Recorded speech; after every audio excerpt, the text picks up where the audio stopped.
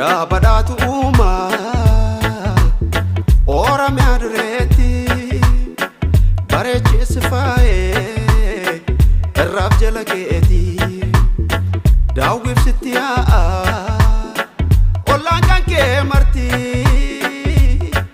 undof taati burka gamachuti woye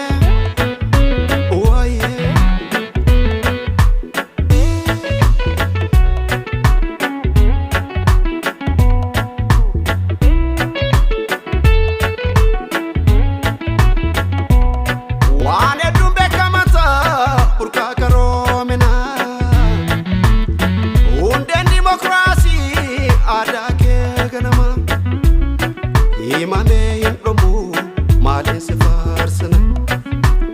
jecho man sifrabe orjimi dakina